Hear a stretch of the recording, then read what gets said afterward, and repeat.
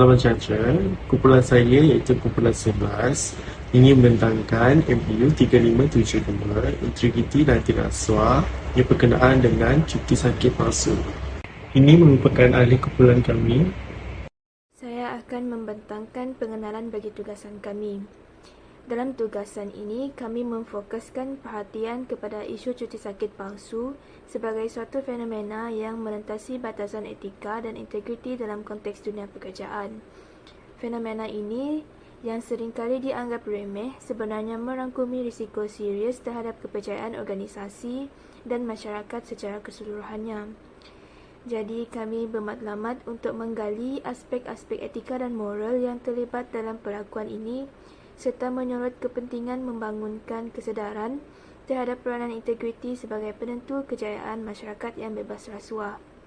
Dengan pendekatan ini, tugasan ini bertujuan menyelami isu cuti sakit palsu sebagai pintu gerbang untuk merangkumi dan memerangi amalan tidak bermoral dalam masyarakat di tempat kerja. Saya, Cornelia Rosso, akan membentangkan latar belakang. Cuti sakit palsu juga dikenali sebagai paid medical leave, merujuk kepada kegiatan tidak jujur seorang individu atau pekerja yang mengajukan cuti sakit pada tempat kerja mereka tanpa alasan yang sebenar. Hal ini sering berlaku atas sebab kepentingan diri sendiri tanpa memikirkan kesan buruk yang akan berlaku pada masa hadapan. Faktor-faktor. Yang pertama, kurangnya pengawasan. Kelemahan dalam pemantauan kehadiran dan keluar pekerja dapat membuka peluang bagi perkara sebegini berlaku. Kurangnya sistem yang ketat dalam memverifikasi dokumen atau informasi cuti sakit yang diberikan. Kedua, tekanan kerja. Lingkungan kerja yang memberi tekanan tinggi dapat mendorong pekerja untuk mengambil cuti sakit palsu sebagai bentuk pelarian. Dan yang terakhir, pengaruh rakan sekerja atau tekanan dari pihak luaran dapat menjadi faktor yang mendorong seorang individu untuk mula mencari jalan membuat cuti sakit palsu. Seterusnya, saya akan membentangkan akta undang-undang dan hukuman yang berkaitan dengan kesalahan cuti sakit palsu. Kesalahan cuti sakit palsu terletak di bawah Seksyen 18 Akta SPRM 2009.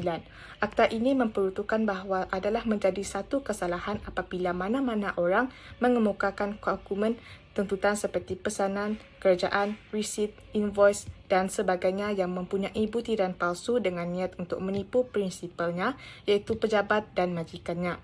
Hukuman yang dikenakan jika terlibat dengan kesalahan cuti sakit palsu adalah dipenjara sehingga 7 tahun dan didenda.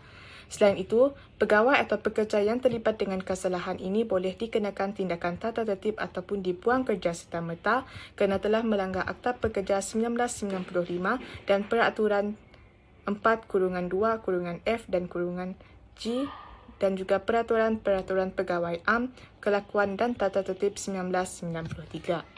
Saya Katrina Anak Jerry dan saya akan membentangkan implikasi terhadap individu dan organisasi. Implikasi pemalsuan sijil cuti sakit palsu terbahagi kepada dua bahagian iaitu implikasi terhadap individu dan organisasi. Pertama sekali adalah implikasi terhadap individu iaitu integriti pribadi dan profesional terjejas.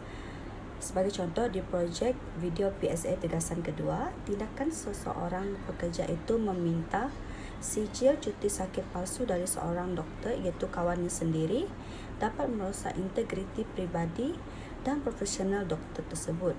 Ini dapat membuktikan bahawa doktor tersebut tidak dapat diandalkan dan tidak jujur dalam menjalankan tanggungjawabnya. Seterusnya ialah implikasi terhadap organisasi iaitu memberi pengaruh negatif terhadap produktiviti organisasi. Sebagai contoh, apabila pekerja yang lain dalam sebuah organisasi yang mungkin tidak dapat memalsukan cuti sakit merasa tidak adil kerana mereka harus menanggung beban kerja yang tidak seharusnya menjadi tanggungjawab mereka.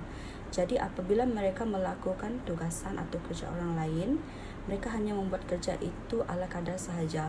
Oleh itu, perkara ini dapat memberikan pengaruh yang negatif terhadap sebuah organisasi tersebut. Akhir sekali adalah potensi mendapatkan hukuman. Hal ini di mana tindakan memalsukan sijil cuti sakit palsu memberikan dampak yang besar terhadap individu dan organisasi itu sendiri. Meskipun tidak dicari atau dikejar secara hukum, tetapi penggunaan cuti sakit palsu menyebabkan individu yang terlibat mendapatkan hukuman jika kedapatan oleh SPRM dan pihak atasan. Langkah-langkah untuk mengatasi isu cuti sakit palsu adalah dasar yang jelas, dokumen cuti sakit. Yang ketiga adalah sistem pelaburan efektif. Pertama sekali, mengenai dasar yang jelas. Pastikan bahawa setiap perusahaan atau organisasi memiliki dasar yang jelas dan terus tentang cuti sakit, termasuk prosedur untuk melaporkan dan mengesahkan alasan cuti sakit. Yang kedua adalah dokumen sijil cuti sakit. Jika seseorang pekerja sering kali melaporkan cuti sakit, minta bukti surat yang sah seperti surat keterangan doktor atau dokumen lain yang relevan sebagai bukti alasan cuti sakit. Yang ketiga adalah sistem pelaporan yang efektif.